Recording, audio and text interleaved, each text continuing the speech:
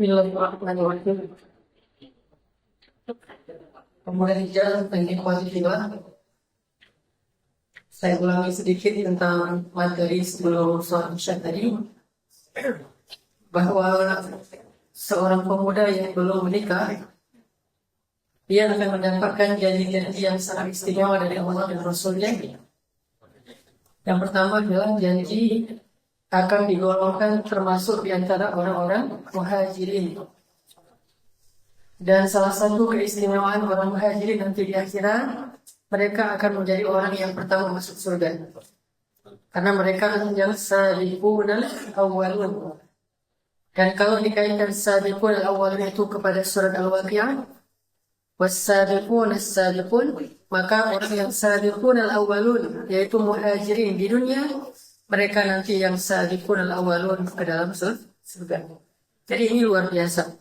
Antum yang belum menikah dapat janji yang sangat istimewa dari Allah melalui lisan Rasulnya, akan menjadi salah satu dari golongan muhajirin.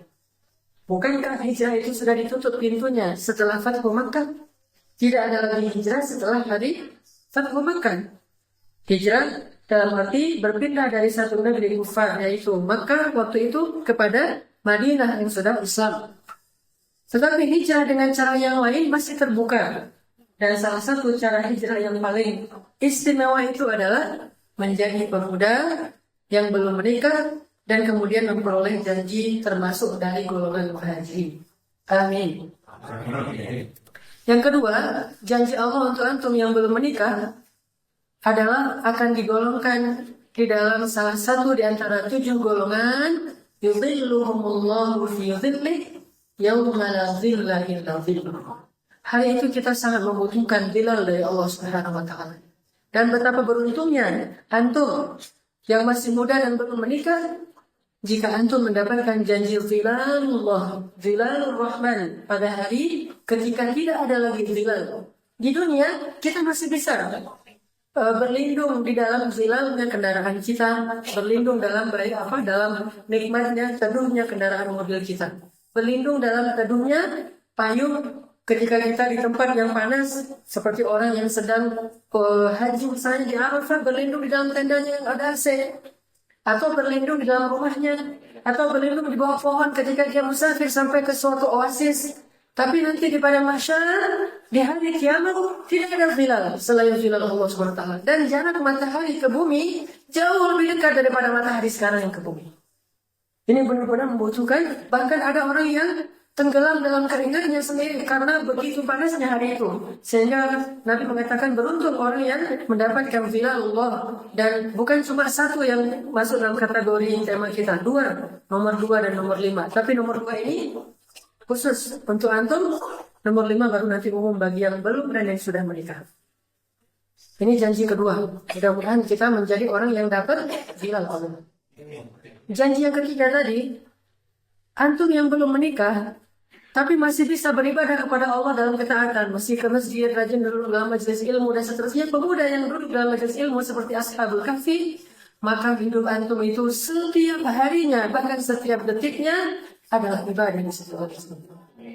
Sampai datangnya calon istri atau calon suami. Tapi jangan juga pas ada yang lama bilang ke calon suami, jangan lamar saya, kenapa? Saya masih pengen beribadah. Nanti ada ibadah lainnya. Cuma ini ibadahnya istimewa banget nih, afdhalul ibadah. Jangan gara-gara pengen ibadah terus gak nikah-nikah. Kenapa nih? Teh kok belum nikah pengen ibadah sedang. Kenapa nih? Saya belum menikah karena pengen ibadah enggak. Tetapi tentu bahwa penantian antum sampai datangnya kekasih dunia akhirat itu, penantian kita adalah ibadah setiap hari di sisi Allah SWT.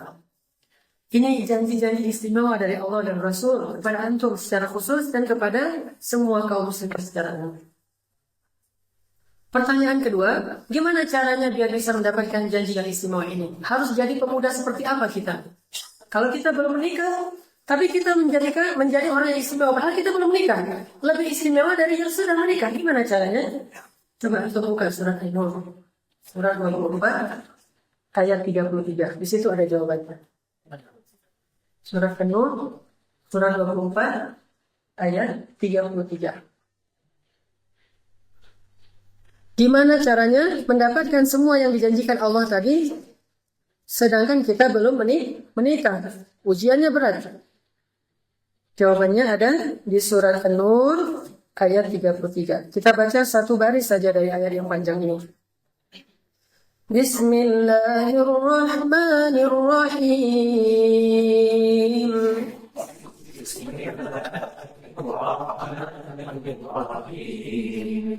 وَلْيَسْتَعْفِفِ الَّذِينَ لَا يَجِدُونَ نِكَاحًا حَتَّى يُغْنِيَهُمُ اللَّهُ مِنْ فَضْلِهِ.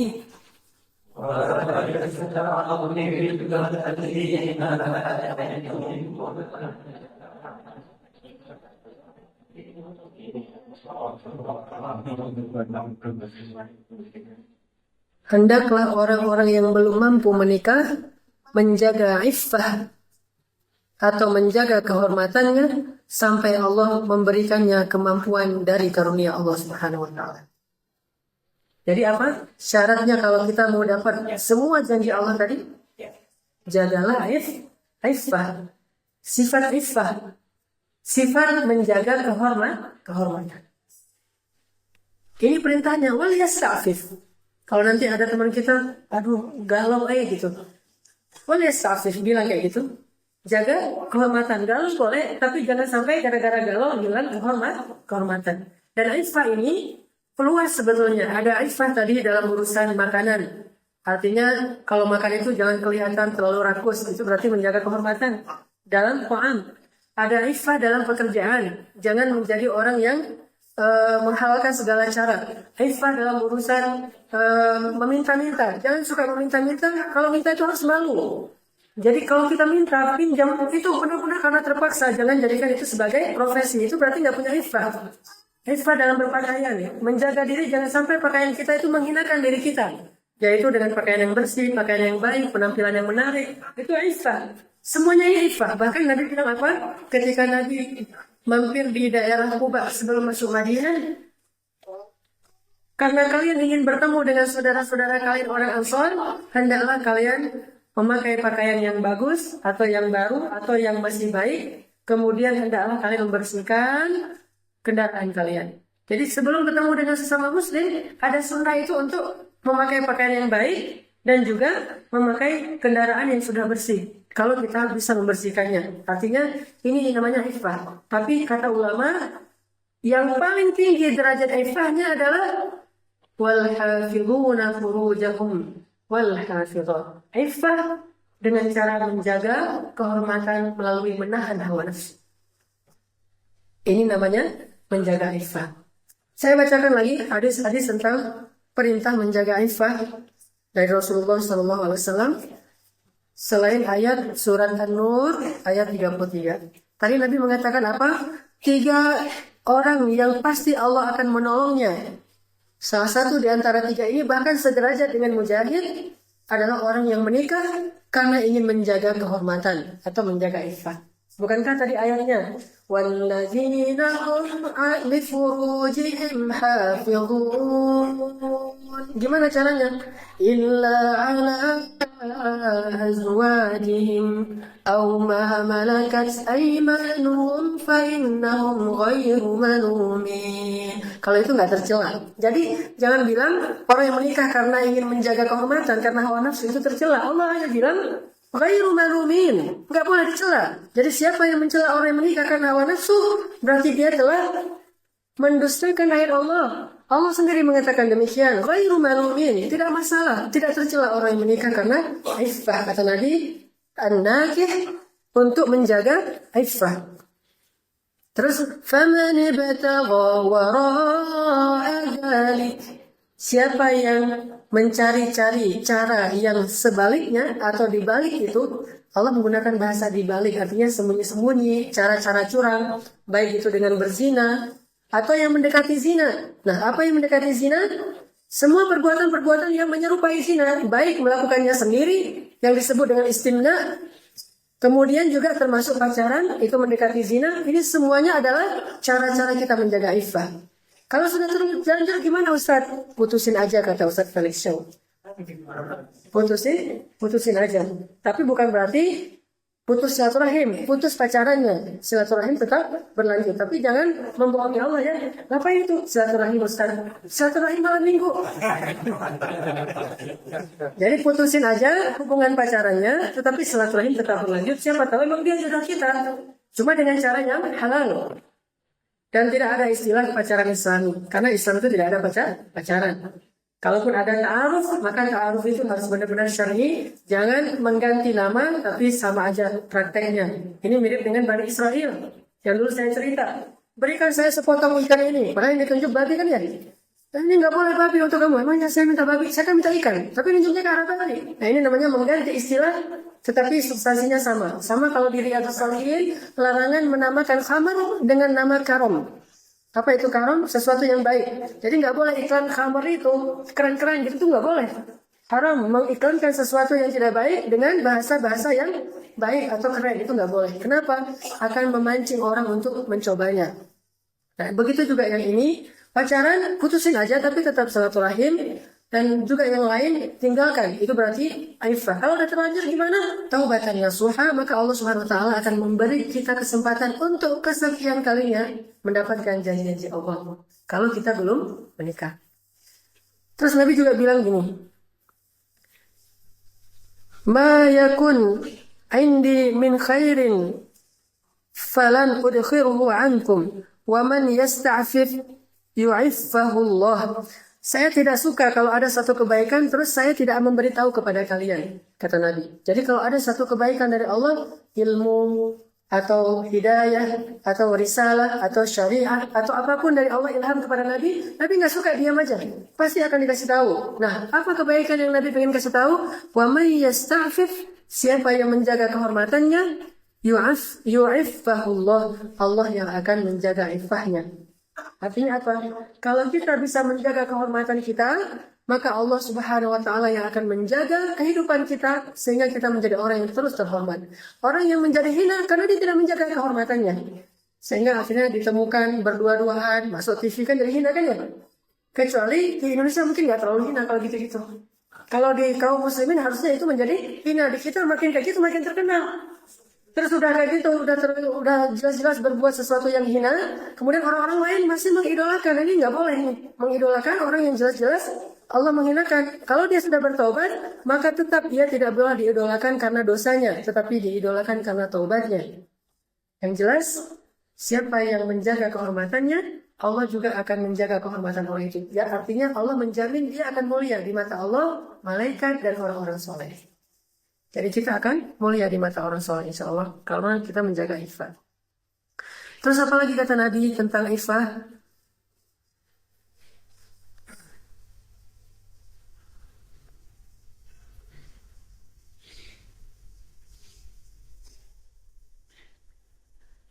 Ini khususnya bagi kita kalau yang sudah menikah atau mungkin yang belum menikah juga bisa.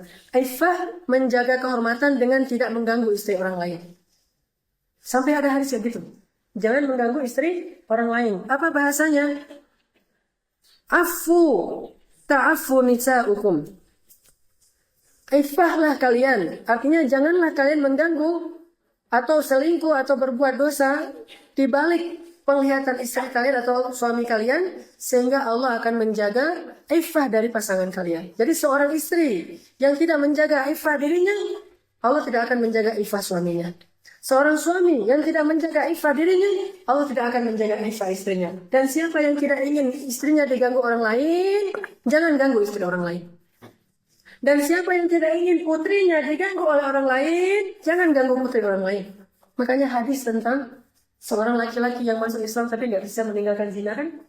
Ya Rasulullah, saya nggak bisa meninggalkan zina. Gimana ya Rasulullah? Apa kata Nabi? Bagaimana perasaan kamu jika ada orang yang menzinahi ibumu? Saya bunuh ya Rasulullah.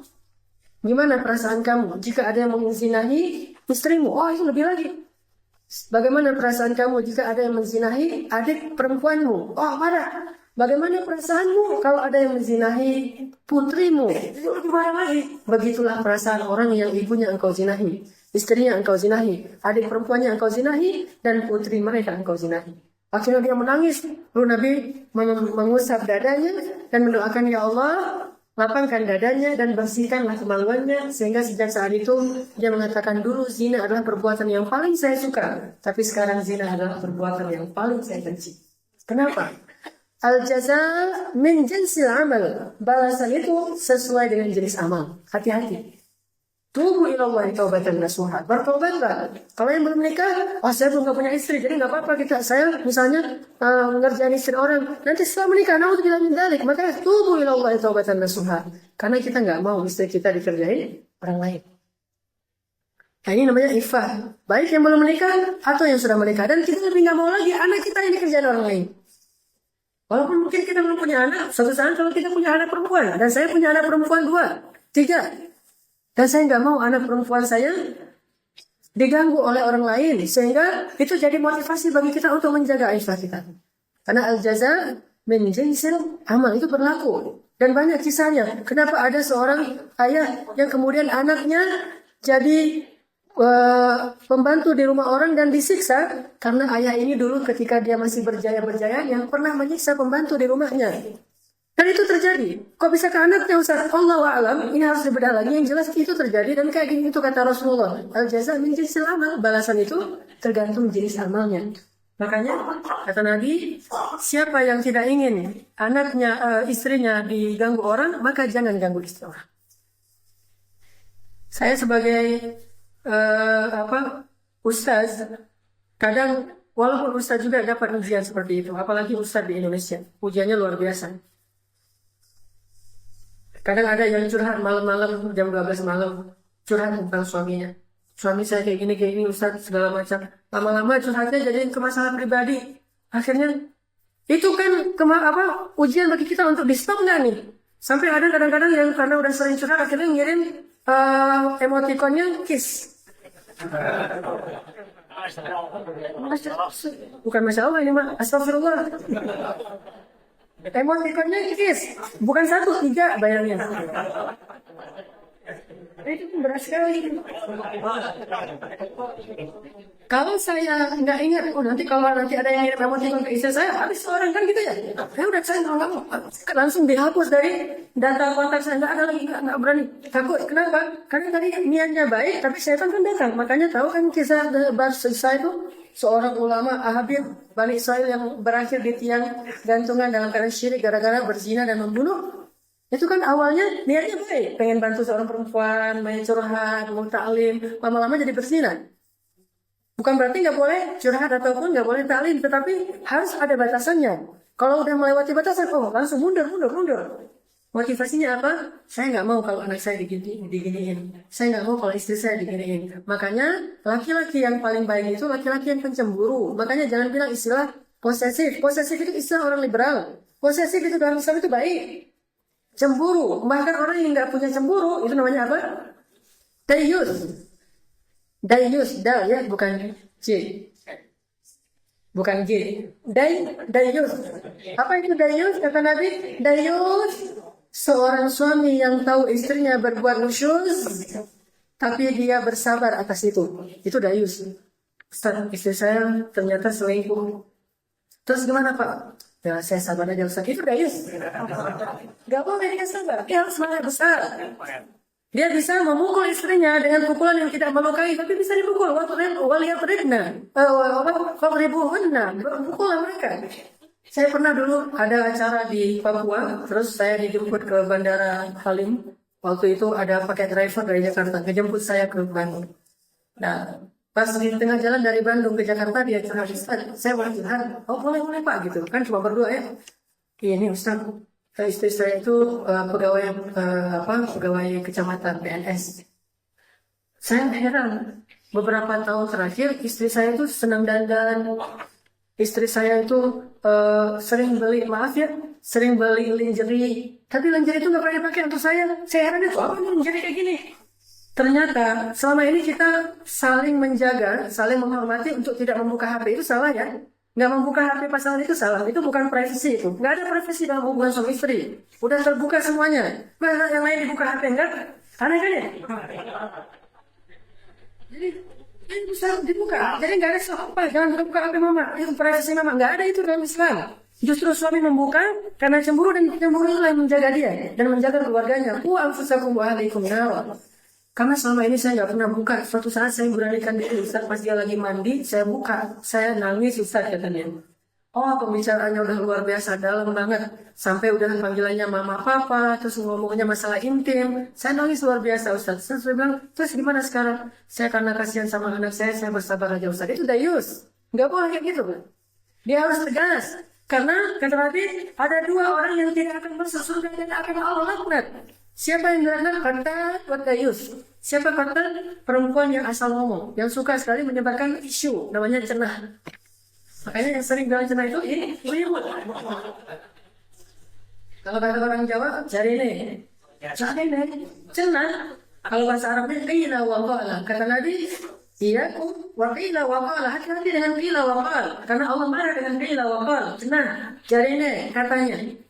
Itu kata, enggak, Allah laknat orang yang kata. Suka sekali menyebarkan isu yang belum jelas kebenarannya, atau udah jelas tapi nggak boleh disebarkan. Asal ngomong aja gitu. Kalau yang laki-lakinya dayus. Siapa dayus? Kata sahabat ya Rasulullah. Kata Rasulullah, suami yang tahu istrinya berbuat khusyuk, dia tidak cemburu dan dia bersabar atas itu. Nggak boleh bersabar di situ. Dia harus cemburu. Nah, modal cemburu itulah yang menjaga kita untuk bisa memiliki sifat iffah. Kita nggak mau banget anak kita dikerjain orang. Habis itu orang kan ya, ada yang ngerjain anak saya terus dia nggak bertanggung jawab, kan bahaya itu. Maka dari sekarang kita jaga jangan sampai kita ngerjain anak orang lain, istri orang lain, adik orang lain dan seterusnya. Ini berlaku ikhwas sekalian. Makanya Nabi bilang apa? Afu ta'affa nisa'ukum. Jaga iffah kalian, maka istri kalian juga akan terjaga iffahnya. Sampai ada hadis lagi, barru tabarrukum abna'akum wa afu ta'afu nisa'ukum. Berbaktilah kepada orang tua kalian, maka anak kalian akan berbakti kepada kalian. Itu tadi kaidah al-jaza min jinsil amal. Balasan itu sesuai dengan jenis amal. Jadi kalau kita ingin anak kita berbakti pada kita, kalau yang masih punya orang tua, berbaktilah pada orang tua. Kalau kita ingin menantu kita berbakti pada kita, berbaktilah kepada mertua. Kalau kita ingin adik kita berbakti kepada kita, maka berbaktilah kepada kakak kita, dan seterusnya. Al-jaza min jinsil amal. Kalau kita ingin suami sayang kepada kita, maka berbaktilah pada suami. Itu berbalas. Jadi istri yang berbakti pada suami, maka akan memperoleh suami yang sayang kepada istri, dan sebaliknya juga. Intinya, nanti masuk lagi ke bab yang tadi, jagalah iffah kita di luar rumah, maka Allah akan menjaga iffah yang ada di dalam rumah kita. Itu, jaga iffah. Kemudian ikhwas sekalian,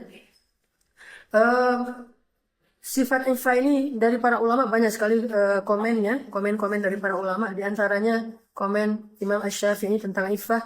Kata Imam Syafi'i, seorang perempuan yang iffah itu sampai ada kalimat gini, saking iffahnya dia rela mati dalam keadaan kelaparan. Apa maksudnya?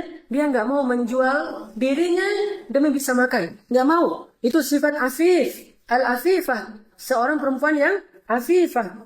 Dia rela mati dalam keadaan lapar. Yang penting dia tidak menjual dirinya. Ini namanya iffah. Kalau sekarang justru orang menjual dirinya karena pengen kenyang, bukan lapar. Nggak lapar-lapar amat sih. Cuma pengen kenyang, lebih kenyang lagi. Ketika ditanya, kenapa ini? Atau berhentilah berzina. Terus saya makan apa? Nah, ini harus diajarkan materi iffah. Jaga kemuliaan dan kehormatan diri kita. Agar Allah menjaga kehormatan putri kita dan suami kita. Ini tentang perintah iffah. Sekarang kita lihat hadis-hadis tentang samaratul iffah. Buah dari menjaga iffah. Apa kebaikan bagi orang yang selalu menjaga iffah? Yang pertama, orang yang menjaga iffah itu digolongkan oleh Allah Subhanahu wa taala di antara ahli surga. Apa kata Allah di dalam surat Al-Mu'minun tadi? Ulaika humul warithun. Mereka itulah para pewaris alladzina yarithunal firdaus, yang mewarisi surga Firdaus. Bayangkan, yang menjaga iffah balasannya di sisi Allah samrahnya adalah Firdaus, bukan jannah. Kalau yang di kalimat lain jannatin tajri min tahtiha al-anhar, kalau sekarang Firdaus. Wa ma adraka ma Firdaus. Apa itu Firdaus? Bedanya surga Firdaus dengan surga-surga yang lain seperti bedanya surga yang lain dengan dunia. Jauh, nggak ada apa-apanya surga itu dibandingkan Firdaus. Dunia ini dibandingkan surga, dunia ini hanya seperti setetes air dari ujung jarum. Bahkan lebih rendah daripada 11 sayap nyamuk dibandingkan surga. Dan surga itu dibandingkan dengan Firdaus seperti dunia dibandingkan dengan surga itu. Firdaus, luar biasa. Jadi kalau kita melihat keindahan dunia, baik perempuannya, ataupun makanannya, atau buah-buahannya, atau pemandangannya, itu hanya satu tetes air dari ujung jarum dibandingkan surga. Dan Firdaus hanya setetes air dari ujung jarum dibandingkan surga ini dibandingkan Firdaus hanya setetes air dari ujung jarum. Luar biasa. Jadi kalau ada perempuan di dunia yang cantiknya luar biasa, siapa perempuan paling cantik? Aisyah, Maryam, siapa lagi? Balqis. Ini perempuan-perempuan yang terkenal cantiknya. Sampai ketika dia malu, merah pipinya kan ya. Ini hanya satu tetes air dari ujung jarum dibandingkan perempuan surga. Tahukah kamu siapa perempuan surga? Perempuan yang kalau dia minum air itu kelihatan mengalir di lehernya. Masya Allah ya. Kelihatan airnya di sini. Dan perempuan ini la ya mahala fihinna qasiratut tarfi lam yaqmithunna insun qablahum wala jan. Itu benar-benar iffah, enggak pernah disentuh oleh manusia, bahkan jin, sangat suci. Matanya besar. Dari mana saya katakan matanya besar? Karena bahasa Al-Qur'annya hurul ain. Hur dalam bahasa Arab besar, ain mata yang besar. Jadi ibu-ibu yang solehah nggak usah khawatir kalau matanya kecil. Nanti Allah akan buat operasi jadi matanya besar di surga. Karena yang disebut dengan bidadari surga itu ciri-cirinya matanya besar, rambutnya panjang, pakaiannya hullah, sab'una hullah, ada 70 lapis gaun. Dan setiap lapisnya warnanya berbeda dengan yang lain. Bukan gradasi warna, memang berbeda warnanya. Kita aja yang baru tahu beberapa jenis warna di dunia. Di akhirat ada 70 macam warna. Dia punya gaun 70 macam 70 lapis. Dan perempuan ini kalau dia keluarkan satu jemarinya saja dari surga ke dunia, maka cahaya jemarinya itu akan menutupi cahaya matahari. Hurul ain. Makanya kata Allah, wa azwajun mutahharah. Wa azwajun mutahharah. Makanya orang yang menjaga iffahnya di dunia, antum syabab menjaga iffah semasa sebelum menikah dan yang juga udah nikah, maka Allah nanti akan menggantinya dengan azwajun mutahharah. Amin ya rabbal alamin. Dan ibu-ibu lah yang disebut dengan azwajun mutahharah, tapi nanti akan lebih cantik. Walaupun sekarang sudah cantik insyaallah ya. Terus apalagi hadis tentang ini bahwa orang yang menjaga iffah itu min ahlil jannah. Kata Nabi, man yadmun li ma baina lihyaihi wa ma baina rijlaihi admin lahul jannah. Rawahul Bukhari. Siapa yang memberikan jaminan bagi saya akan menjaga di antara dua janggutnya yaitu lisannya dan menjaga di antara dua kakinya yaitu kemaluannya, aku jaminkan bagi dia surga. Dua aja. Kalau bagi perempuan, jaga ini. Bagi laki-laki, jaga di antara dua kaki kita. Maka Rasulullah mengatakan, aku jamin baginya jannah. Hadis Bukhari. Jadi kalau kita bisa menjaga iffah kita, Allah juga dan Rasulullah menjamin untuk kita menjaga surga kita. Jaminan. Jadi kalau dulu ada sahabat dijamin surga. Ada sahabat dijamin surga kan gitu ya. 10 yang dijamin surga, Ukasha dijamin surga, si Fulan dijamin surga, Abu Badar dijamin surga. Sekarang kita juga dapat. Bahkan tidak terhingga jumlahnya. Gimana caranya? Siapa yang menjamin akan menjaga lisannya dan kemaluannya, aku jamin akan menjadi ahli surga, kata Nabi SAW. Makanya mudah-mudahan kita terus menjaga iffah kita. Kemudian yang kedua, janji Allah untuk orang yang menjaga iffah adalah annaha sababun litafrijil kurbat wa istijabati da'wat Orang yang menjaga ifah itu akan Allah berikan jalan keluar ketika ada musibah dan Allah akan mendengar doa-doanya. Jadi kalau kita jaga ifah kita di masa muda, nanti di masa tua kita ada musibah, Allah akan lindungi kita dari musibah dan doa kita akan mustajabah. Jadi ifah antum di masa muda itu investasi di masa yang akan datang. Apa hadisnya? Hadis Bukhari Muslim tentang 3 orang yang terkurung di dalam gua. 3 orang terkurung di dalam gua. Terus yang pertama berdoa, ya Allah, saya punya seorang ibu dan saya berbakti kepadanya. Saya tidak pernah mengecewakannya. Jika engkau ridho dengan amal saya, maka selamatkanlah kami dari gua. Terbukalah pintu gua itu sedikit, tapi belum bisa keluar orang. Berarti berbakti kepada ibu akan mengistijabah doa kita dan menghilangkan musibah dari kehidupan kita. 1. Yang kedua, ya Allah, saya punya pekerja. Suatu hari dia pulang sebelum mengambil gajinya. Lalu gaji itu saya pakai untuk membeli seekor ternak domba. Kemudian domba itu menjadi beranak pinak dan memenuhi satu bukit. Saking banyaknya domba pemiliknya. Setelah beberapa tahun dia kembali dan meminta gajinya. Saya katakan, ini gajimu, domba-domba yang banyak. Kata dia, gak sebanyak itu, paling-paling bisa dibeli 1 ekor domba. Tapi sudah saya beli dan beranak pinak. Akhirnya saya kasih semuanya, gak ada yang tersisa. Ya Allah, jika engkau rela, maka selamatkanlah kami. Terbuka lagi pintu gua sedikit. Ini namanya sifat wafa. Apa itu wafa? Menyempurnakan hak orang. Jadi kalau ngasih, ini bagi yang para bos nih, kalau ngasih gaji pegawai atau pembantu, jangan tanggung-tanggung. Ngasih yang lebih sedikit lah. Supaya apa? Siapa yang menyempurnakan hak orang lain, Allah akan menyempurnakan hak dia ketika dia membutuhkan. Ini namanya sifat wafa. Yang ketiga, ya Allah, saya punya seorang saudara, kayak sepupu gitu, cantik, saya jatuh cinta kepada dia. Dan saya ingin menikahinya, tapi dia nggak menerima. Sehingga suatu saat, dia butuh sekali pertolongan saya, dan dia datang kepada saya. Terus saya bilang, saya tidak akan membantu kamu, kecuali kamu mau berzina dengan saya. Karena kata saya, akhirnya dia mau. Saya bantu dia, setelah selesai saya bantu, dia datang kepada saya untuk menyerahkan dirinya untuk saya zinahi. Ketika saya berada di atas tubuhnya sebelum berzina, saya teringat kepada engkau, lalu saya lari. Dia mengatakan, wahai fulan, takutlah kepada Allah. Lalu saya teringat kepada engkau, lalu saya lari dan mengatakan, ya Allah, ampunkanlah saya takut kepadamu sehingga tidak jadi berzina. Ini namanya menjaga ifah. Lalu terbukalah pintu gua semuanya dan mereka selamat. Lihat, kalau kita bisa menghindari zina sekarang, suatu saat Allah akan menghindarkan kita dari musibah yang besar. Dan saya aja yang pergaulannya mungkin agak terbatas, itu ujian kayak gitu tuh ada tuh. Luar biasa ujian kayak gitu, bahkan datang kepada setingkat ustaz sekalipun. Gak usah saya cerita detailnya, tapi pernah gitu. Dan alhamdulillah Allah menyelamatkan saya. Bukan saya berhasil menyelamatkan diri, Allah menyelamatkan saya. Karena mungkin doa ibu saya, karena saya sendiri. Akhirnya langsung saya lari, astagfirullahaladzim, enggak mau kayak gini. Saya niatnya tadi baik, ternyata tergoda, akhirnya lari gitu. Ini namanya ifah. Siapa yang bisa melakukan itu karena inni akhafullah, saya takut kepada Allah, maka suatu saat nanti Allah akan hindari kita dari musibah yang besar. Dan saya yakin semua kita pernah ngalamin kayak gini-gini lewat media sosial. Ada yang kenalan sama kita gitu ya. Kenalan. Sekarang kan media sosial tuh udah bahayanya luar biasa juga. Selain manfaatnya besar.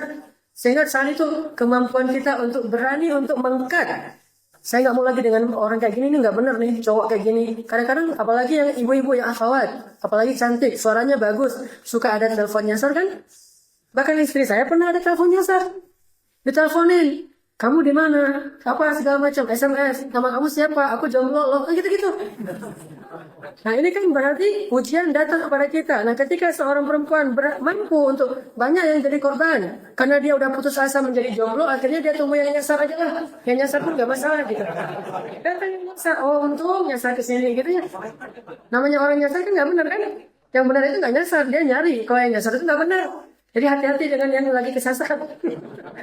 Ada yang SMS nyasar lewat media sosial. Sekarang korbannya udah banyak. Kalau kita berani mengkat, nggak mau yang kayak gitu-gituan, walaupun dia benar-benar menarik menurut kita, tapi ini nggak menjaga kehormatan, Allah akan menjaga kita dari musibah suatu saat. Yakinlah. Dan musibah apa yang paling besar? Musibah mati dalam keadaan syirik kepada Allah SWT.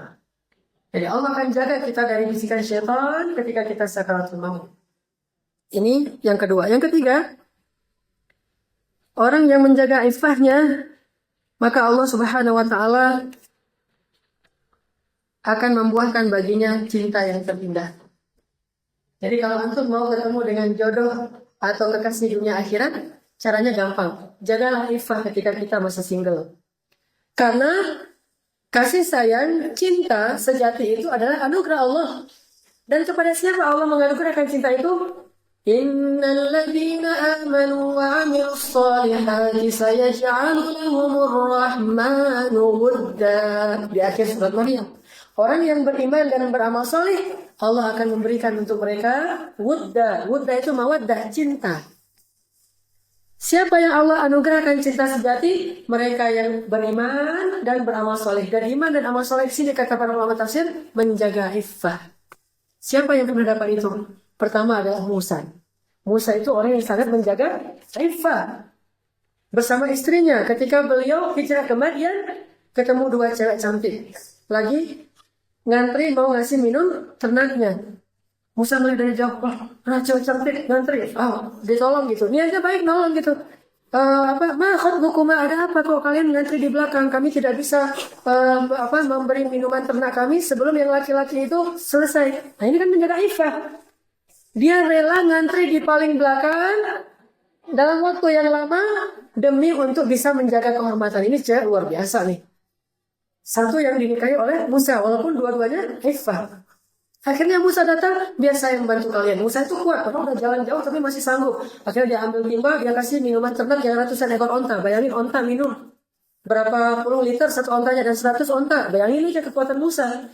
Setelah itu nggak ada cerita boleh tukar nomor HP atau emailnya, nggak ada sama sekali, nggak ada cerita. Begini kalau nggak kenalan kan gitu ya, nggak, ini bukan kesempatan, udah biarin aja Allah yang kasih, Allah yang menghubungkan hati mereka, bukan kita. Nggak usah PDKT, biar Allah yang mempdkt-kan, Allah yang mencomblangi gitu. Udah gitu si perempuannya pulang tanpa ada basa-basi senyum apa gitu, terus udah jalan jauh melihat ke belakang kan gitu gaya-gayanya, nggak ada.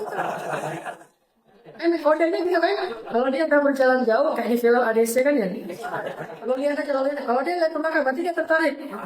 Siapa yang bilang itu gitu loh, tapi sudah bertobatin. Nah itu lihat ke belakang, tuh kan benar, nah gitu kan ya, nggak ada itu jalan jauh Musa tungguin. Lihat ke belakang, dia berarti ada hati ke gue. Nggak ada Musa kayak gitu. Emangnya Musa itu di filmnya Exodus? Itu Musa versi Hollywood, bukan versi Allah Subhanahu wa taala. Kalau di situ fitnah terhadap Musa, saya baru melihat trailernya aja. Kok gini? Tuhan jadi anak kecil. Kan ya, enggak usah nonton ya. Cuma kasih tahu doang. Artinya ini fitnah. Nah, terus perempuan itu pulang bilang ke ayahnya. Ayahnya penasaran. Selama ini anaknya itu nggak pernah cerita tentang satu cowok pun. Ini kodenya kayak gitu orang yang terhormat itu. Cerita ke ayahnya, bukan ceritanya lewat curhat ke teman-temannya. Ke ayahnya apa?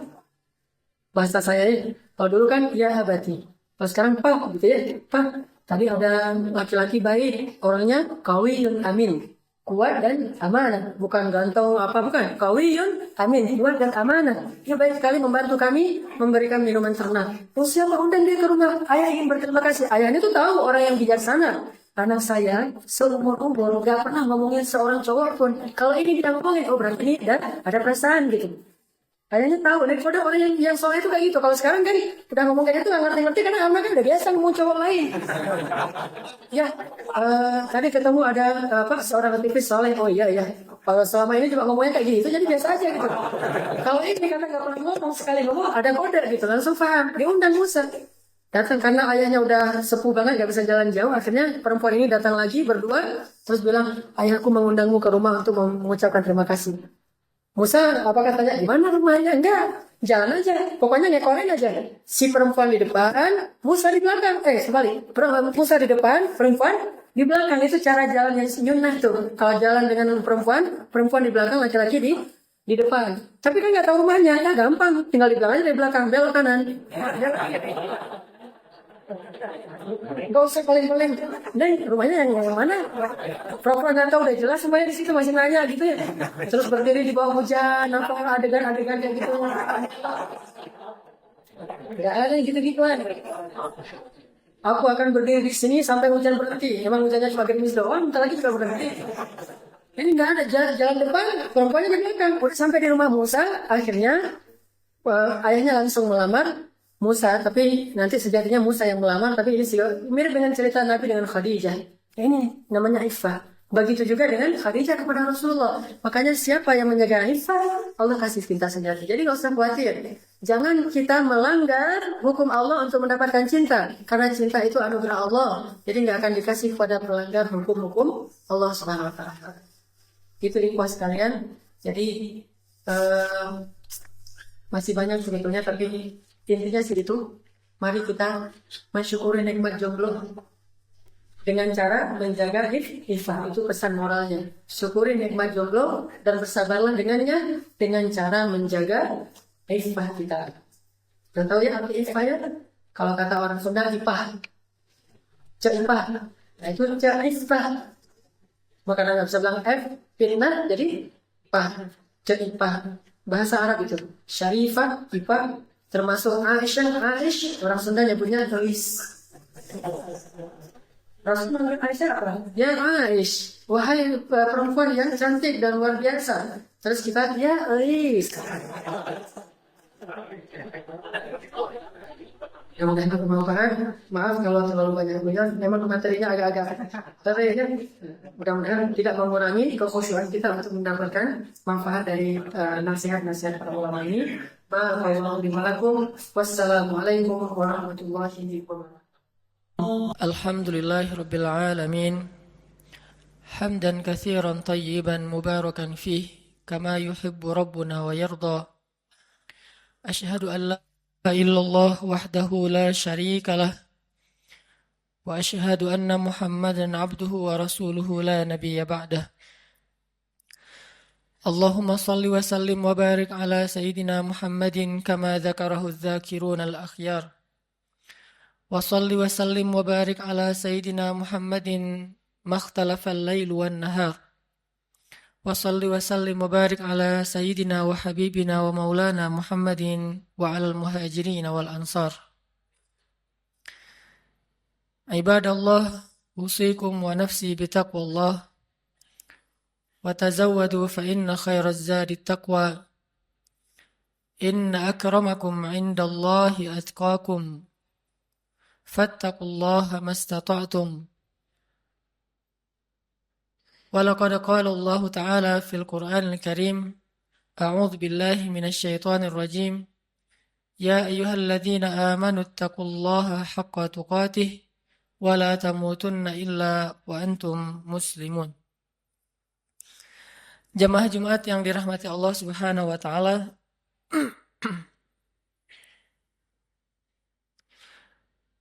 Dalam sebuah hadis yang diriwayatkan oleh Imam At-Tirmidzi, Rasulullah Shallallahu alaihi wasallam pernah bersabda, An Abdullah bin Mas'ud radhiyallahu an qala Rasulullah Shallallahu alaihi wasallam, Ala ukhbirukum biman yahrumu 'alan nar aw biman tahrumu 'alaihi an-nar ala kulli qaribin hayyinin sahlin. Dari Abdullah bin Mas'ud radhiyallahu an, ia berkata, Rasulullah Shallallahu alaihi wasallam bersabda, maukah kalian aku beritahu orang-orang yang tidak akan disentuh oleh api neraka atau orang yang tidak akan masuk ke dalam api neraka? Mereka adalah setiap orang yang memiliki sifat qaribin hayyinin sahlin. Hadis riwayat At-Tirmidzi. Dalam riwayat yang lain disebutkan ala kulli hayyinin layyinin qaribin sahlin. Orang yang memiliki 4 sifat, yaitu sifat hayyin, sifat layyin, sifat qaribin, dan sifat sahlin. Shadaqa Rasulullah sallallahu alaihi wasallam. Jamaah yang dirahmati Allah, ada 4 sifat yang kita bisa ambil di dalam beberapa hadis tadi. Sifat yang sangat diistimewakan oleh Allah Subhanahu wa taala pada diri seorang hamba. Bahkan Nabi SAW sampai memberikan jaminan, siapapun yang memiliki 4 sifat ini, tahrumu alaihin nar. Api neraka tidak akan membakarnya, atau dia tidak akan mungkin masuk ke dalam api neraka. Sifat yang pertama adalah sifat hayyin. Kalau kita membaca di dalam Al-Quran, Di antara ayat yang menjelaskan tentang sifat hayyin ini adalah surat Al-Furqan ayat 63. Allah Subhanahu wa taala berfirman, A'udzu billahi minasy syaithanir rajim. Bismillahirrahmanirrahim. وعباد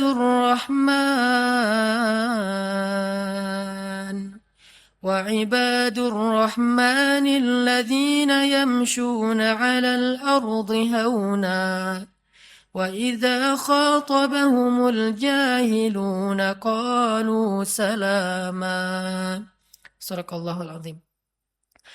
Di antara ciri hamba Allah yang dicintai oleh Allah yang Maha Rahman adalah yamshuna 'alal ardi hauna. Orang yang berjalan di muka bumi dalam keadaan haunan atau hayyinan. Haunan atau hayyinan, para ulama menerjemahkan adalah orang yang memiliki sifat tawadhu, rendah hati. Dan sifat rendah hati ini adalah sifat dasarnya seorang hamba. Bahkan kalau kita memberi judul terhadap ayat yang pertama turun kepada Nabi SAW, maka ayat yang pertama turun kepada Nabi itu ada dua judul atau dua tema besar. Tema yang pertama adalah tentang kebesaran Allah, dan tema yang kedua adalah tentang kehinaan seorang hamba. Itulah ayat yang pertama turun kepada Nabi. Iqra bismi rabbikal ladzi khalaq. Ini ayat tentang kebesaran Allah. Khalaqal insan min 'alaq. Ini tentang kerendahan makhluk. Atau Iqra wa rabbukal akram. Allah yang maha mulia. Alladzi 'allama bil qalam. Yang maha tahu segala sesuatu dan mengajarkan ilmu kepada manusia. 'Allamal insan ma lam ya'lam. Mengajarkan kepada manusia apa yang sama sekali mereka tidak tahu. Jadi kalau kita mau ngasih judul terhadap ayat atau wahyu yang pertama turun kepada Nabi SAW, ternyata yang berhubungan dengan makhluk, ayat yang pertama turun itu adalah ayat tentang tawadhu, ayat tentang rendah hati. Rendah diri bahkan di hadapan Allah dan rendah hati di hadapan makhluk. Karena ini adalah sifat dasarnya seorang hamba. Tidak mungkin disebut hamba ketika dia meninggikan diri, menganggap dirinya mulia, menganggap dirinya di atas, menganggap dirinya tinggi. Karena dasarnya seorang hamba itu adalah rendah. Sehingga ketika seorang hamba meletakkan dirinya pada status yang Allah telah tempatkan dia, baru Allah akan memuliakan dia. Tidaklah seseorang bersedekah kecuali hartanya akan bertambah, dan tidaklah seseorang merendahkan dirinya kecuali Allah akan mengangkat derajatnya. Tapi sebaliknya, ketika seorang hamba menempatkan dirinya di posisi yang lebih tinggi, maka Allah akan menjatuhkan dia sebagaimana Allah menjatuhkan iblis. Ana khairum min, saya lebih baik daripada dia, kata iblis. Maka sejak saat itu iblis diusir dari surga dan dikutuk untuk selama-lamanya. Sifat rendah hati, bahkan rendah diri di hadapan Allah Subhanahu wa taala adalah identitas aslinya makhluk. Identitas aslinya hamba. Dan inilah ciri hamba yang dicintai Allah Subhanahu wa taala. Hayyin. Kalau kita belajar kepada Rasulullah SAW, di antara contoh-contoh bagaimana Nabi menunjukkan hayyinan, sifat tawadhu, rendah hatinya beliau kepada sesama, adalah kisah ketika Nabi SAW duduk di antara sahabat-sahabat Ahlu Sufah. Ahlu Sufah itu adalah istilah untuk segolongan sahabat yang miskin. Yang mereka makan roti dari bahan yang kasar. Rotinya itu kasar dan keras, sehingga kalau ingin dimakan, roti itu harus direndam dulu dengan air baru bisa dimakan. Saking kasar dan kerasnya roti ini. Dan dalam bahasa Arab, ini diistilahkan dengan qadid.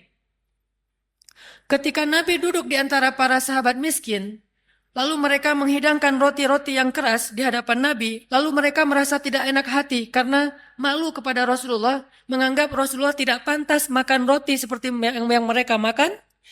Apa kata Nabi? Sesungguhnya saya adalah anak seorang perempuan yang biasa makan qadid. Sesungguhnya saya adalah anak seorang perempuan yang biasa makan qadi. Nabi ingin menempatkan dirinya sama dengan yang lain, sehingga yang lain tidak merasa canggung kepada beliau. Dan beliau mengatakan, saya sudah biasa makan makanan seperti ini dari dulu juga. Jadi kita sama. Akhirnya para sahabat merasa nyaman makan bersama Rasulullah SAW. Ini namanya hayyin. Tidak mencari perbedaan, tidak menganggap dirinya tidak pantas atau tidak level dengan orang lain, tetapi justru merendahkan diri sehingga menjadi sama dengan orang lain. Bahkan dalam riwayat yang lain yang mungkin ceritanya juga cukup terkenal, walaupun ulama memberikan judul yang berbeda-beda terhadap kisah ini, adalah kisah ketika Nabi bertemu dengan sekelompok penggembala ternak. Dan di Arab pada masa itu, yang menggembala ternak rata-rata bukan menggembala ternak pribadinya, bukan miliknya. Biasanya milik orang kaya digembalai oleh orang-orang miskin. Sama kayak Nabi dulu pernah menggembala ternak-ternak orang Mekah, bukan ternak beliau sendiri. Ketika Nabi duduk di antara para penggembala, maka Nabi menyampaikan, tidaklah Allah mengutus seorang Nabi kecuali mereka pernah menggembala ternak. Kenapa Nabi mengatakan ini? Mungkin ada ulama yang memberi judul hadis ini dengan judul tentang karakter building, tentang leadership. Tetapi jangan lupa bahwa angle lain dari kisah ini adalah sesungguhnya Nabi mencari persamaan antara beliau dengan orang di sekelilingnya. Bahwa beliau mengatakan, tidaklah Allah mengutus seorang Nabi kecuali pernah menggembala ternak. Seolah-olah menggembala ternak itu adalah pekerjaan yang mulia. Dan membuat mereka tidak pesimis, tidak rendah diri di hadapan Nabi SAW. Ini adalah cara-cara cerdas Nabi SAW dalam menyampaikan akhlak, menunjukkan akhlak hayyin, rendah hati di antara para sahabat. Banyak lagi hadis-hadis yang luar biasa, kisah-kisah bagaimana Nabi rendah hati di antara orang lain, di antara para sahabat. Bahkan ketika Nabi SAW berbicara dengan anak kecil, maka Nabi akan jongkok supaya setara ukuran tubuh beliau dengan tubuh anak kecil. Tidak berbicara seolah-olah beliau adalah seorang atasan kepada anak kecil yang bekerja di rumah beliau, seperti Anas bin Malik. Ini bahasa-bahasa haynan, orang-orang yang rendah hati di hadapan makhluk. Dan Allah Subhanahu wa taala seringkali mengingatkan manusia tentang sifat rendah hati dengan cara menyebutkan asal muasal penciptaan manusia. Hampir semua ayat tentang penciptaan manusia ada pesan moral tentang hainan, rendah hati di dalamnya. Tidakkah kalian perhatikan dari apa kalian diciptakan? Ada ayat diciptakan dari tanah, ada ayat diciptakan dari dua manusia, yaitu Adam dan Hawa. Ada ayat yang diciptakan dari setetes air yang hina. Ada ayat yang diciptakan dari segumpal darah. Intinya adalah kalian harus tahu diri bahwa kalian sebetulnya bukan siapa-siapa. Allah lah yang telah memberikan kepada kalian kehormatan dan kemuliaan. Intinya adalah rendah hati. Hampir semua ayat tentang penciptaan manusia ada pesan tentang rendah hati di dalamnya. Makanya Nabi SAW mengatakan, di antara 4 sifat yang paling dicintai Allah kepada makhluk adalah hayyin, sifat rendah hati. Memandang orang lain sama dengan dirinya. Dan di antara makna sombong atau takabur adalah merendahkan orang lain dan menganggap dirinya lebih baik daripada orang lain. Jamaah yang dirahmati Allah Subhanahu wa taala. Sifat yang kedua, hayyinin layyin. Layyin ini secara bahasa artinya bertutur kata dengan bahasa yang lemah lembut. Kalau kita memperhatikan bagaimana Islam bisa memadukan antara lemah lembut dengan ketegasan, ini menunjukkan betapa akhlak dalam Islam itu sempurna. Karena banyak orang yang tidak bisa memadukan dua hal ini, seolah-olah ketika bersikap lemah lembut, dia menjadi lemah. Dan ketika bersikap tegas, dia menjadi kasar. Padahal tegas dan kasar sesuatu yang berbeda, lemah dan lembut juga sesuatu yang berbeda. Layyin dan tegas, lemah lembut dan tegas, sesuatu yang bisa dipadukan karena dua-duanya akhlak yang mulia. Mustahil dua akhlak mulia itu tidak bisa dipadukan, itu mustahil. Yang tidak mungkin dipadukan adalah akhlak mulia dan akhlak yang tercela. Maka kalau ketegasan kita sepakati sebagai akhlak mulia, pasti mungkin sekali untuk memadukan ketegasan dengan sikap lemah lembut. Bahkan salah satu ayat yang cukup jelas mengajarkan kepada kita tentang sikap lemah lembut dalam situasi apapun adalah ayat ketika Allah mentarbiyah, mendidik Musa dan Harun ketika mengutus keduanya untuk berdakwah kepada Firaun. Ketika Allah mengutus Musa dan Harun berdakwah kepada raja yang paling zalim yang pernah hidup di muka bumi, bukan hanya raja yang keras, yang kasar, bahkan raja ini pernah mengaku dirinya sebagai Tuhan. Bukan hanya syirik, tapi dia mengaku sebagai Tuhan. Dia mengatakan, Ana Rabbukumul A'la. Saya adalah Tuhan kalian yang paling tinggi. Ketika Allah mengutus Musa dan Harun untuk berdakwah kepada raja yang paling jahat ini, apa kata Allah? Wa qula lahu qawlan layyinan. Dan ucapkanlah kepada dia ucapan yang lembut. Sebelum Musa disuruh untuk merevolusi Fir'aun, maka Musa diperintahkan lebih dulu untuk qula lahu qawlan layyinan. Kenapa Allah katakan demikian? Karena Allah tahu karakter hambanya yang bernama Musa. Kalau Harun mungkin agak tidak terlalu dikhawatirkan akan bersikap kasar. Karena Harun pada dasarnya punya sifat lemah lembut. Harun ini kalau di antara para sahabat mirip seperti Abu Bakar. Sedangkan Musa mirip seperti Umar. Memang terkenal dengan kerasnya terhadap kebatilan. Sehingga sebelum Musa bersikap keras atau tegas kepada Fir'aun, maka Allah memberi dia briefing, memberi dia nasihat, qula lahu qawlan layyinan. Katakanlah kalian berdua kepada dia ucapan yang lemah lembut. Dan perhatikan juga kisah Ibrahim ketika berdakwah kepada ayahnya. Begitu ayahnya marah-marah kepada Ibrahim, bahkan mengancam akan merajam Ibrahim, apa kata Ibrahim? Qala salamun alaik, sa'astaghfiru laka rabbi, innahu kana bi hafiyya. Kata Ibrahim, salam. Nggak apa-apa wahai ayah, aku akan minta ampun untukmu kepada Tuhanku. Sesungguhnya Tuhanku sangat baik kepadaku. Qaulan layyinan, sebelum kalimat-kalimat yang lain. Bahkan Nabi SAW bersabda, sesungguhnya Allah itu maha lembut dan mencintai kelembutan. Dan Allah akan memberikan kebaikan melalui jalan yang lembut yang tidak diberikan dengan cara-cara yang kasar. Maka muncullah salah satu kisah yang cukup fenomenal dalam kehidupan Nabi tentang sifat lemah lembut adalah adegan ketika ada seorang laki-laki Badui buang air kecil di dalam Masjid Nabawi. Ini masjid tersuci nomor 3 di dunia bagi kaum muslimin.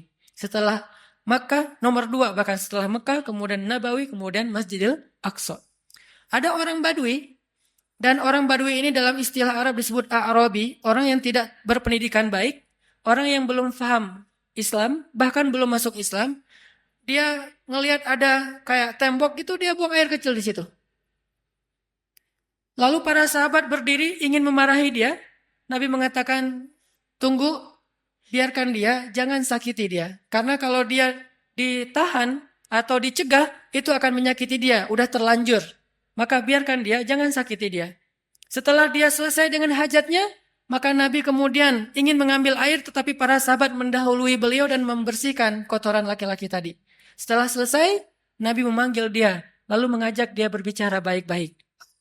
Walaupun tidak disebutkan secara detail, apa yang Nabi ucapkan kepada laki-laki ini, tetapi kesimpulannya dengan kelembutan Nabi bertanya tentang siapa namanya, dari mana asalnya, lalu memberi nasihat, ini tempat apa, kenapa tidak boleh buang air kecil di sini. Setelah Nabi menasihatinya baik-baik, akhirnya dia kemudian masuk Islam. Dan setelah dia masuk Islam, dia berdoa kepada Allah, ya Allah, rahmatilah saya dan juga Rasulullah SAW, yang lain jangan. Sampai dia berdoa seperti itu, rahmati saya dan Rasulullah saja, yang lain jangan. Karena dia sebel sama yang lain, sama Rasul dia cinta. Kemudian Nabi tersenyum dan mengatakan, kalau berdoa, jangan berdoa seperti itu. Doakanlah kebaikan buat semuanya. Baru dia katakan, ya Allah rahmati saya, rahmati Rasulullah, rahmati kami semuanya. Sikap lemah lembut. Termasuk juga ada seorang laki-laki di zaman Nabi, yang seringkali merencanakan untuk membunuh Nabi SAW. Sampai suatu ketika, dia berhasil ditangkap oleh para sahabat, dibawa ke Madinah. Sampai di Madinah, Nabi menyuruh sahabat untuk mengikat dia di salah satu tiang masjid. Jadi dulu masjid juga berfungsi sebagai penjara darurat. Dia diikat di tiang masjid. Setiap kali Nabi datang ke masjid, Nabi tersenyum kepada dia dan bertanya, bagaimana kabarmu? Awalnya dia marah. Udah tahu diikat, nanya kabar. Terus Nabi datang lagi, dia ditanya, gimana kabarmu hari ini? Gimana kabarmu hari ini? Terus Nabi bertanya. Intinya Nabi menyapa dia, walaupun dia musuh. Dan ternyata lama-kelamaan dengan sapaan Nabi yang lembut, tulus, dan senyum Nabi yang luar biasa, akhirnya dia menjawab, baik wahai Muhammad. Bagaimana kabarmu? Baik wahai Muhammad. Lalu Nabi mengatakan, lepaskan ikatan dia. Setelah dilepaskan ikatannya, Nabi bertanya kepada dia, menurutmu apa yang harus kami lakukan kepadamu? Kata dia, kalau engkau mau, lepaskan saya akan pulang ke kampung saya, akan saya ambil harta yang banyak, lalu saya berikan kepadamu tebusan terhadap diri saya. Dan peganglah janji saya. Maka Nabi mengatakan, tidak. Engkau tidak perlu menebus, engkau bebas. Dia mengatakan, saya bebas? Ya. Tapi kalau kamu ingin kembali ke negerimu, mandilah terlebih dahulu. Dia disuruh mandi. Setelah dia selesai mandi, dia diajarkan cara berwudu. Ternyata gara-gara keadaan suci itu Allah menurunkan hidayah ke dalam hatinya, lalu dia masuk Islam. Setelah dia masuk Islam, dia ketemu dengan Rasulullah, dia mengatakan, sungguh dulu engkau adalah orang yang paling saya benci, maka sekarang engkau adalah orang yang paling saya cintai. Allah mengubah sesuatu dengan sifat lemah lembut yang tidak bisa diubah dengan sifat yang kasar dan keras. Lalu muncul lagi adegan, seorang laki-laki di zaman Nabi, Muslim, tapi dia suka minum. Lalu ketika dia dalam keadaan mabuk, dia suka mengganggu orang di jalan. Sehingga ditangkap oleh para sahabat, dihadirkan kepada Nabi. Nabi mengatakan, ikat dia di depan masjid. Lalu Nabi mengatakan, kita akan menghukum dia dengan cara, setiap orang yang datang ke masjid, mengambil sendalnya dan memukul dia dengan sendal mereka. Setiap masuk masjid. Setiap masuk masjid, sendal dipegang, pukul. Dan memukulnya pun di bagian yang tidak akan melukai. Mungkin di lengannya atau di kakinya. Dipukul, lalu masuk ke masjid. Supaya dia sadar. Lalu tiba-tiba ada seorang laki-laki, sahabat, memukulnya sambil mencela dengan mengatakan, celaka kamu. Maka Nabi SAW mengatakan, jangan begitu. Janganlah engkau membantu syaitan untuk mencelakakan saudaramu. Tegas, tetapi tetap menjaga kehormatannya. Sampai Nabi bersabda, kalau kita baca kitab Riyadhus Shalihin, ada bab yang khusus masalah ini. Nabi bersabda, jika budak perempuan kalian berzina, maka cambuklah dia, tetapi jangan mencela dia. Kalau dia berzina untuk kedua kalinya, cambuklah dia, tetapi jangan mencela dia. Kalau dia berzina lagi untuk ketiga kalinya, maka juallah dia walau dengan harga seutas tali yang murah, tetapi jangan mencela dia. Dalam Islam tidak ada ruang untuk mencela siapapun. Tetapi hukum, hak agama untuk ditegakkan. Sedangkan celaan bukan bagian dari agama. Ini sikap lemah lembutnya Islam tanpa kehilangan ketegasannya. Kemudian Nabi juga mengatakan tentang bagaimana seorang suami kepada istri. Istausu bin nisa'i khairan, fa innal mar'ata khuliqat min dhila, wa inna a'wajad dhila a'lah. Perlakukanlah istri kalian dengan lemah lembut, dengan baik. Karena sesungguhnya perempuan itu tercipta dari tulang rusuk. Dan tulang rusuk yang paling bengkok itu yang atasnya. Jika kalian terlalu kaku, keras, mereka akan patah. Dan jika kalian membiarkan mereka tetap bengkok, istausu bin nisa'i khairan. Perlakukan mereka dengan lemah lembut. Ini diantara banyak sekali riwayat-riwayat tentang pentingnya sifat lemah lembut, walaupun bukan berarti tidak ada ketegasan sama sekali. Yang ketiga, setelah hayyinin, rendah hati, layyinin, lemah lembut, ada sahlin. Sahlin itu mudah dan memudahkan. Kalau ke dirinya easy going, kalau ke orang lain itu dia sangat gampang, enjoy gitu. Tidak terlalu mempersulit urusan orang lain. Dan saking ingin memudahkan urusan orang lain, Nabi SAW sering kesulitan sendiri.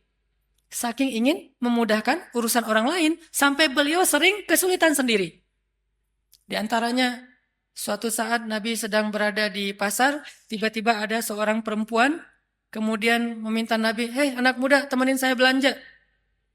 Nggak tahu kalau itu Rasulullah. Ditemenin sama Nabi, angkat barang-barangnya sampai selesai semuanya, kemudian diantarkan ke rumahnya sehingga Nabi jadi tidak menyelesaikan hajatnya sendiri demi memudahkan urusan orang lain. Karena Allah berfirman, siapa yang memudahkan urusan saudaranya di dunia, maka Allah mudahkan urusan-urusan dia nanti di akhirat. Dan kita tahu akhirat itu hari ketika urusan akan sangat sulit dan kepayahan. Nabi memudahkan. Bahkan dalam sebuah riwayat yang juga cukup terkenal, suatu pagi Nabi SAW lapar, kemudian beliau datang ke dapur istrinya membuka-buka, kalau bahasa kita mungkin membuka panci gitu, ingin mencari makanan apa di dapur. Ternyata hari itu Aisyah belum memasak apa-apa. Sehingga Nabi ketika lagi buka-buka panci di dapur, tiba-tiba Aisyah muncul. Nabi tidak ingin mempersulit Aisyah, sehingga tiba-tiba Nabi mengatakan, "Ya Aisyah, hari ini saya berpuasa." Sehingga Aisyah otomatis mengatakan, "Oh ya sudah kalau gitu sekalian, memang saya hari ini tidak memasak. Bukankah puasa sunnah boleh niat belakangan dengan syarat belum makan apa-apa?"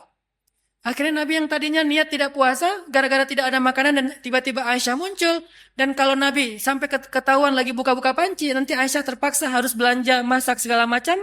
Untuk memudahkan Aisyah, Nabi mengatakan langsung, "Aisyah, hari ini saya berpuasa." Sehingga Aisyah tidak perlu merasa bersalah karena tidak memasak hari itu. Lihat bagaimana Nabi memudahkan urusan keluarganya. Bahkan ketika ditanya kepada Aisyah, "Ya Aisyah, apa yang dilakukan Nabi di rumah?" Aisyah mengatakan, "Nabi di rumah sibuk menyelesaikan semua urusan istri-istrinya." Jadi Nabi kalau di luar, orang berlomba-lomba menyelesaikan hajat beliau, kalau di rumah, beliau justru sibuk dan tidak berhenti untuk menyelesaikan hajat keluarganya. Menyelesaikan urusan orang lain, sahlin, memudahkan. Dan Allah Subhanahu wa taala senang memudahkan urusan hamba. Yuridullahu bikumul yusra wala yuridu bikumul usra. Allah ingin memudahkan kalian dan tidak ingin mempersulit kalian. Lalu siapa kita yang ingin mempersulit urusan orang lain? Bahkan Allah saja ingin memudahkan urusan kita. Yang terakhir, jamaah yang dirahmati Allah, sifat yang dicintai Allah dari seorang hamba adalah qaribin. Qaribin ini lalu menjadi bahasa Indonesia karib, artinya dekat, akrab, tidak jaim. Orangnya itu mudah untuk bergaul. Baru kenal dengan dia langsung akrab. Dan juga bukan berarti dia terlalu sok akrab atau caper dan seterusnya, tetapi mudah bergaul dengan dia. Tidak ada jarak, tidak membuat orang sungkan. Rasulullah SAW ketemu dengan siapapun, orang itu akan mudah curhat kepada beliau. Bahkan seorang perempuan yang baru kenal beliau, dengan nyaman curhat kepada beliau. Datang seorang perempuan mengatakan, "Ya Rasulullah, bukankah Allah la yastahi minal haq?" Allah tidak malu kalau kita ngomong tentang suatu kebenaran? Kata Nabi, "Ya. Memangnya ada apa?" Kata dia, "Ya Rasulullah, bagaimana cara membersihkan haid?" Seorang perempuan nyaman bertanya itu kepada Rasulullah. Dan pasti tidak akan nyaman bertanya itu kepada yang lain. Bagaimana cara membersihkan haid?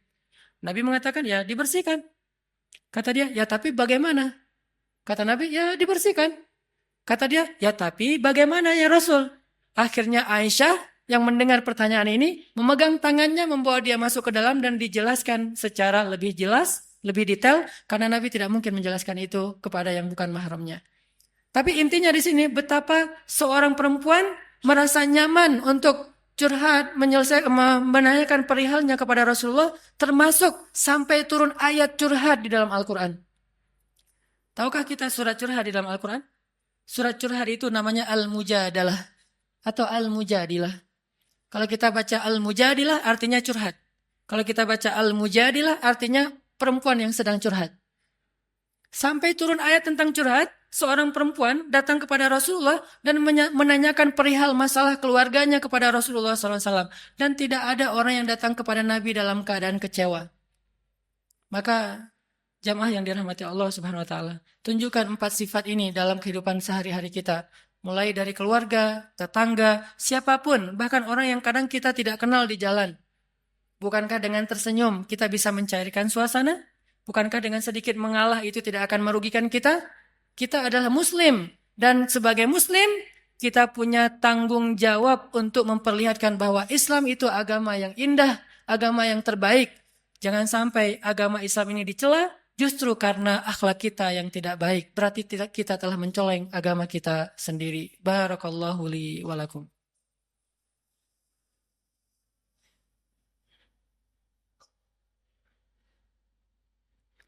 Alhamdulillahirabbil alamin. Asyhadu an la ilaha illallah wa asyhadu anna Muhammadar Rasulullah. Allahumma salli wa sallim wa barik ala sayyidina wa habibina wa maulana Muhammadin wa ala alihi wa sahbihi ajma'in. Jamaah yang dirahmati Allah Subhanahu wa taala, Allah Subhanahu wa taala berfirman, Bismillahirrahmanirrahim. Ya ayuhan nas, Ya ayyuhalladzina amanu la yaskhar qaumun min qaum asa ayyakunu khairam minhum wala nisa'um min nisa' asa ayyakunna khairam minhun. Janganlah kalian saling mencela karena bisa jadi orang yang dicela itu lebih baik daripada orang yang mencela. Begitu juga sekelompok perempuan. Jangan mencela kelompok perempuan yang lain karena bisa jadi perempuan yang dicela itu lebih baik daripada yang mencela. Intinya ayat-ayat akhlak di dalam Al-Quran itu sangat banyak. Dan jangan lupakan bahwa akhlak itu sama pentingnya dengan akidah dan ibadah. Dan bukan berarti mengambil akhlak membuang akidah dan ibadah. Atau sebaliknya, mengambil akidah dan ibadah saja tapi mengabaikan akhlak. Islam adalah sebuah kesatuan. Memahami Islam itu harus kafah. Udkhulu fis silmi kafah. Masuklah kalian ke dalam agama ini secara utuh. Utuh artinya tidak mengambil sebagian ayat dan membuang sebagian yang lain. Mengambil satu sunnah dan membuang sunnah yang lain. Mengambil satu syariat dan membuang syariat yang lain. Maka siapapun yang membeda-bedakan antara satu ayat dengan ayat yang lain, satu sunnah dengan sunnah yang lain, satu syariat dengan syariat yang lain, sungguh dia tidak beriman kepada Allah Subhanahu wa taala. Yukhadi'una Allah walladzina amanu wama yakhda'una illa anfusahum.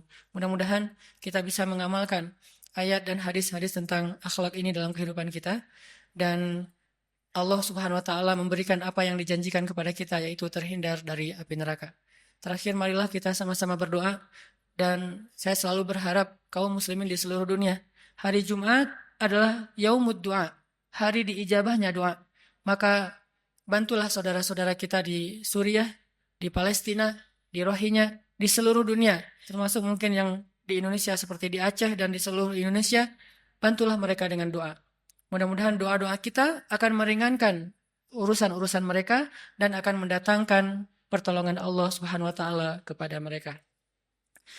Bismillahirrahmanirrahim. Allahumma ighfir lana walil muslimin. Allahumma ighfir lana waliwalidayna warhamhuma kama rabbayana sighara. Allahumma inna nas'aluka al-huda wat-tuqa wal-'afafa wal-ghina. Allahumma a'inna ala dhikrika wa syukrika wa husni ibadatik. Rabbana آتنا من لدنك رحمة وهيئ لنا من أمرنا رشدا واجعل لنا من كل ضيق مخرجا ومن كل هم فرجا ومن كل عسر يسرا. اللهم انصر الإسلام والمسلمين. اللهم انصر المسلمين في فلسطين. اللهم انصر المسلمين في سوريا. اللهم انصر المسلمين في العراق. اللهم انصر المسلمين المستضعفين المظلومين في رهينيا. اللهم انصر دعوتنا يا الله. اللهم اشف صدور المسلمين يا الله. اللهم اجعل بلدنا هذا إندونيسيا بلدا آمنا بلدا آمنا بلدا آمنا وارزق أهله من الثمرات من آمن منهم يا رزاق. ربنا هب لنا من أزواجنا وذرياتنا قرة أعين واجعلنا للمتقين إماما. Ya Allah, ya Arhamar Rahimin, ampunkanlah dosa-dosa kami ya Allah, maafkanlah kesalahan kami ya Allah. Ya Arhamar Rahimin, anugerahkanlah kepada bangsa kami ini pemimpin-pemimpin yang taat kepadamu dan adil kepada manusia. Berilah petunjuk-Mu kepada pemimpin-pemimpin kami dan bimbinglah ulama-ulama kami. Berilah hidayah-Mu kepada pemuda-pemuda Islam di Indonesia dan bangkitkanlah Islam di tangan-tangan para pemudanya. Berikanlah kepada kami keluarga-keluarga yang menjadi penyejuk mata kami dan jadikanlah kami imam dalam ketakwaan. Ya Arhamar Rahimin, bantulah saudara-saudara kami di seluruh dunia, saudara-saudara kami di Palestina, di Suriah, di Irak, di Myanmar, di Yaman, di Mesir, dan di seluruh dunia, ya Allah. Bantulah saudara-saudara kami di Nanggro Aceh Darussalam, dan kuatkanlah kesabaran mereka. Hindarkanlah negeri ini dari malapetaka dan musibah-musibah yang akan mengambil dan menyakiti urusan dan menyulitkan urusan kaum muslimin. Ya Arhamar Rahimin, satukanlah barisan kaum muslimin, satukanlah hati kaum muslimin. Engkaulah yang menggenggam hati hambamu, tidak ada daya dan upaya kecuali dengan kebesaranmu, ya Allah. Ya Arhamar Rahimin, jadikanlah kami termasuk di antara orang-orang yang menolong agamamu. Jangan engkau biarkan kami menjadi orang yang hanya duduk berpangku tangan dan membiarkan agamamu dalam keadaan terlunta-lunta.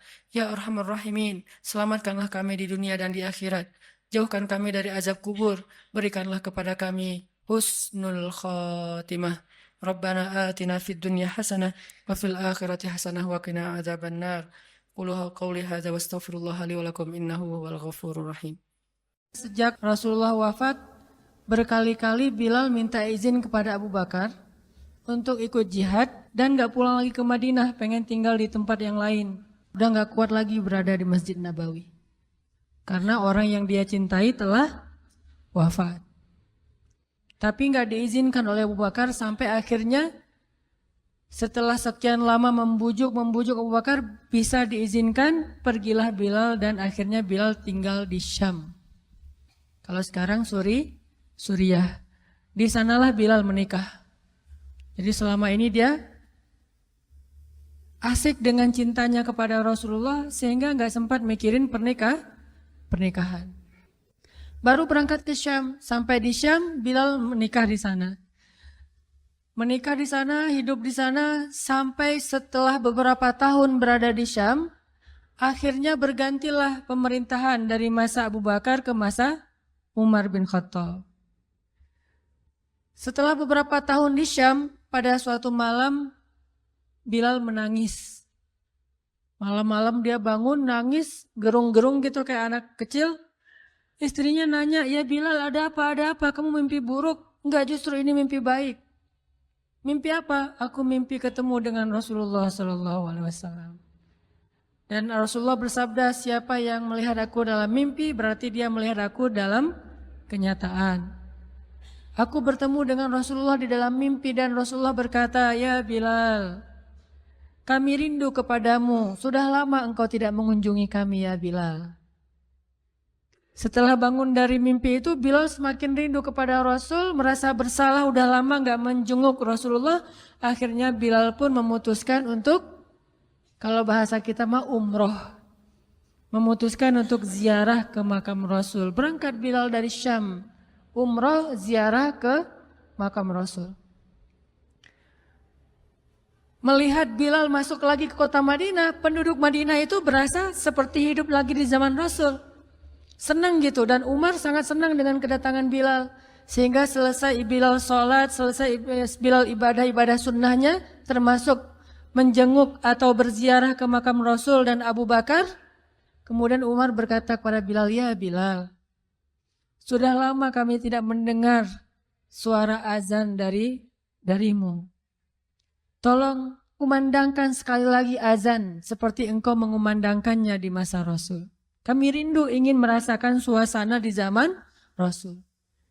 Benar Bilal, kata para sahabat yang lain yang ada di situ. Umar, kemudian Abdurrahman, beberapa orang sahabat, "Ya Bilal, azan, kami ingin mendengar suaramu seperti dulu kami mendengarnya di masa Rasul." Kata Bilal, "Saya tidak akan kuat." Kata mereka, coba dulu kamu usahakan karena kami ingin sekali mendengarnya. "Saya tidak akan kuat. Cobalah wahai Bilal demi kami supaya kami bisa semangat lagi dalam beramal soleh mengikuti perjuangan Rasulullah." Akhirnya karena udah dipaksa terus, Bilal pun mengumandangkan azan. Allahu Akbar, Allahu Akbar. Kota Madinah kaget mendengar suara Bilal.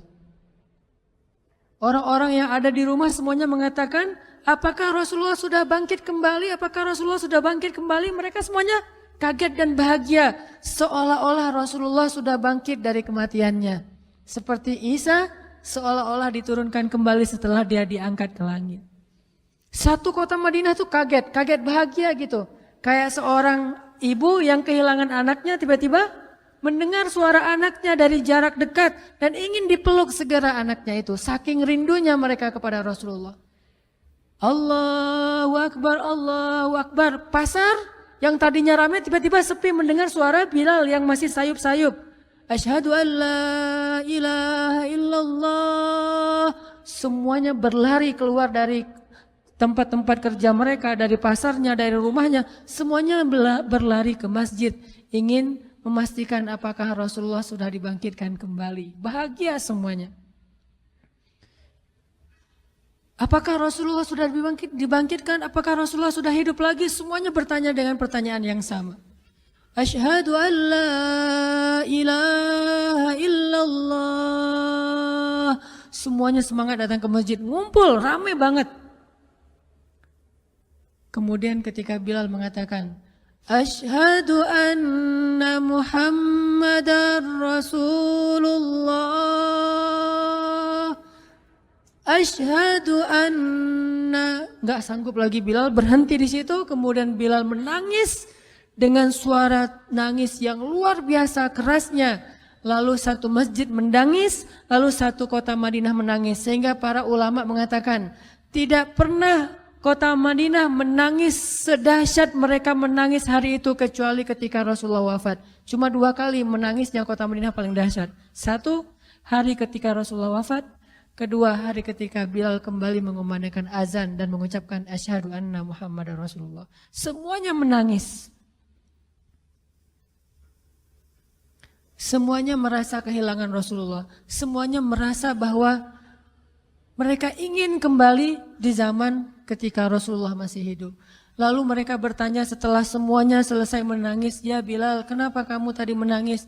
Kata Bilal, dulu biasanya kalau saya selesai mengumandangkan azan, saya akan datang ke hujrahnya Rasul. Hujrah Rasulullah itu kamarnya Rasul, rumah kecilnya Rasul. Selesai azan saya akan datang ke rumahnya Rasulullah dan memanggil, ya Rasulullah as-salah, as-salah. Rasulullah nggak keluar sampai mendengar suara Bilal memanggil beliau secara khusus. Udah selesai azan, Bilal manggil Rasul, ya Rasulullah as-salah, as-salah. Baru Rasulullah keluar dengan wajah berseri-seri. Sekarang bagaimana saya akan memanggil Rasulullah sedangkan Rasulullah sudah bersama kekasihnya yaitu Allah Subhanahu wa taala. Menangis lagi satu masjid, satu kota Madinah. Pokoknya hari itu adalah hari berkabung sekota Madinah. Hari menangisnya kota Madinah, saking rindunya mereka kepada Rasulullah. Bagaimana dengan kita ketika mendengar suara azan dan muazin mengucapkan nama Rasulullah Sallallahu Alaihi Wasallam? Di situ kelihatan apakah kita mencintai Rasulullah lebih dari apapun juga setelah Allah Subhanahu Wa Taala. Kalau tidak, fatarabbasu, hati-hati. Kalau tidak, fatarabbasu, tunggu aja. Na'udzubillah min dzalik. Berarti masih ada kemunafikan dalam hati kita. Bagaimana kita, apakah hati kita merasa gemetar, bergetar ketika kita mendengar suara seseorang mengatakan Muhammad sallallahu alaihi wasallam, Rasulullah sallallahu alaihi wasallam. Apakah hati kita bergetar seperti bergetarnya hati seorang kekasih ketika mendengar suara kekasihnya, nama kekasihnya disebutkan?